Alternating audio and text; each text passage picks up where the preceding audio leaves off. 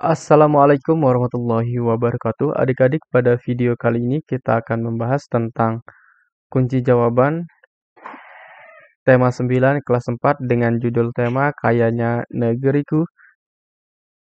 Nah, di video kali ini kita akan menjawab di halaman 126, 127, 128, dan juga 131.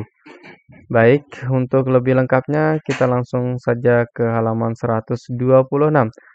Nah, di halaman ini kita akan menjawab pemakaian benda atau zat yang dapat mengakibatkan perubahan pada alam. Nah, di bawahnya ada tabel-tabel yang perlu kita isi, ada nama benda, ada perubahan pada alam, ada sebab dan akibatnya, kemudian ada sifatnya. Sifatnya apakah merusak atau tidak merusak. Baik, yang pertama itu kita diberikan contoh pupuk kimia. Disebabkan karena penggunaan yang berlebihan dalam jangka panjang sehingga mengakibatkan mengurangi kesuburan tanah, menurunkan produktivitas pertanian. Jadi sifatnya ini adalah merusak. Baik, yang kedua ada deterjen. Sebabnya adalah pemakaian deterjen yang berlebihan sehingga akan mengakibatkan pencemaran pada tanah dan air. Sifatnya adalah merusak. Berikutnya di halaman 126 juga, kita sambungkan yang tadi. Ada DDT atau dicolor diphylline trichorelten. Penggunaan pestisida berlebihan pada tanaman. Nah, itu mengakibatkan larut dalam lemak dan dapat berpindah ke tubuh manusia, sehingga sifatnya adalah merusak. Kemudian ada klorofluorokarbon. Ini penggunaan gas pendingin yang ada pada AC. Nah, ini mengakibatkan jika kadar CFC ini terlalu tinggi, lapisan ozon dapat semakin tipis. Berikutnya di halaman 126 juga di tabel kelima, bahan peledak. Nah, penggunaan peledak pada penangkapan ikan ini akan mengakibatkan ikan-ikan kecil ikut mati terkena ledakan.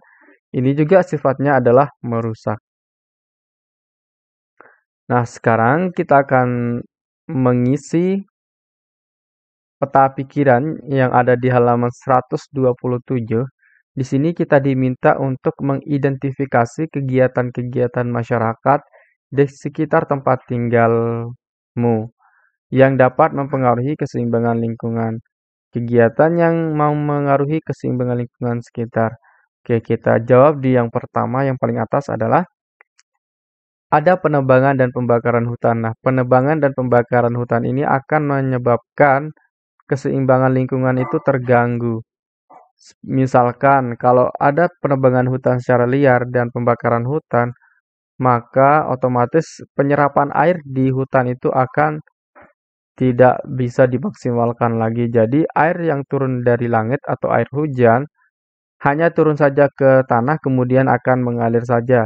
Nah, ini mengakibatkan juga aliran air dari hutan yang gundul itu mengakibatkan adanya banjir bandang. Nah, sekarang kan kita sering mendengar adanya banjir bandang, adanya banjir itu karena disebabkan oleh hutan-hutan yang gundul.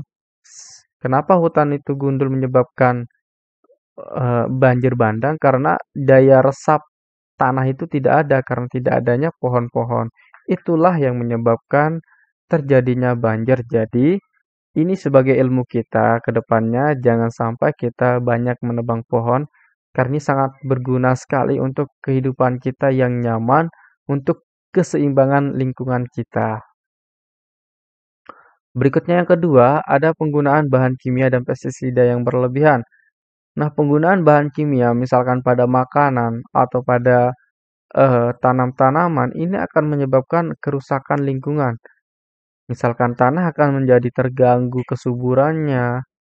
Kalau penggunaan pestisida itu akan menyebabkan misalkan hewan-hewan yang bisa, misalkan nih seorang petani kemudian di sungai-sungai hasil penggunaan pestisida yang berlebihan di sawah itu mengakibatkan turunnya pestisida itu kan ke air, kemudian dari air itu mengalir ke seluruh sungai atau ke seluruh irigasi itu sehingga menyebabkan misalkan ikan-ikan itu akan mati. Ini menyebabkan keseimbangan lingkungan yang tidak baik. Berikutnya ada eksploitasi sumber daya laut. Nah, eksploitasi sumber daya laut itu misalkan dengan menggunakan bom. Nah, itu dapat menyebabkan eh, seluruh apa yang ada di laut itu rusak. Misalkan terumbu karang rusak. Kalau terumbu karang rusak itu menyebabkan tempat ikan itu tinggal nggak ada. Kemudian juga ikan-ikan kecil akan mati.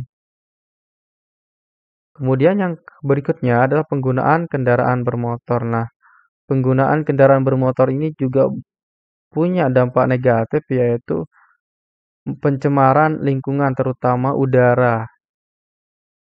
Coba kita rasakan kalau kita lewat di sebuah perkotaan, kita bandingkan lewat di tengah-tengah hutan itu kan udaranya sangat berbeda, pasti lebih segar di tengah-tengah hutan. Baik, masih di halaman 127 di sini ada gambar ilustrasi, ada bapak-bapak yang sedang menembak burung, kemudian ada bapak-bapak yang sedang menebang pohon di hutan. Nah, kemudian kita diminta untuk menjelaskan keterkaitan antara perilaku orang pada gambar dengan keseimbangan alam. Baik yang kita jelaskan pertama kali adalah pada gambar bapak-bapak yang sedang menembak burung. Perburuan liar dapat mengakibatkan keseimbangan alam terganggu karena akan mengakibatkan kepunahan fauna yang berperan penting dalam ekosistem. Kemudian kita jelaskan yang kedua, ada bapak-bapak yang sedang menebang pohon. Nah, ini apa sih keterkaitan antara perilaku orang ini dengan keseimbangan alam? Penebangan hutan secara liar dapat menimbulkan kerusakan pada tempat hidup tumbuhan dan habitat hewan. Oke, berikutnya kita akan jawab di halaman 128. Nah, di sini kita diminta untuk mewawancarai orang-orang di sekitar kita, baik orang tua kita, teman-teman kita, saudara-saudara kita. Kita tanya mereka masing-masing. Nah, di sini saya sudah memberikan contohnya. Nah, jawaban ini kalian bisa gunakan dan untuk nama narasumber bisa kalian ubah tergantung kemauan kalian narasumbernya siapa. Yang penting jawabannya sama seperti yang ada di sini ya. Pertama kali kita jawab adalah nomor satu, lingkungan alam, maka alam akan menjadi rusak. Terjadi pemanasan global, akan timbul bencana alam, alam menjadi tidak seimbang. Terjadinya pencemaran lingkungan, sebagian sumber daya alam akan musnah, keseimbangan ekosistem akan terganggu, kebutuhan manusia tidak terpenuhi, akan timbul berbagai macam penyakit, dan kehidupan manusia akan terganggu. Baik, di sini kita diminta untuk simpulkan, maka kesimpulannya adalah jika manusia tidak melaksanakan kewajibannya terhadap alam, maka kehidupan manusia akan terganggu. Oke, sekarang kita jawab di halaman 131. Di halaman 131 ini kita akan jawab dari nomor 1 dulu. Pertanyaan pertama adalah apa yang kamu pelajari hari ini? Kita jawab, hari ini saya belajar tentang memahami usaha pelestarian lingkungan alam.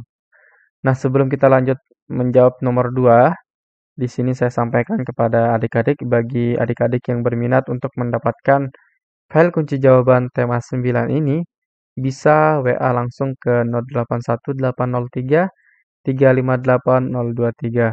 Nanti adik-adik chat aja atau pesan aja.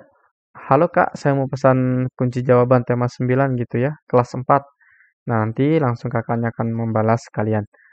Oke, sekarang kita lanjut ke soal nomor 2.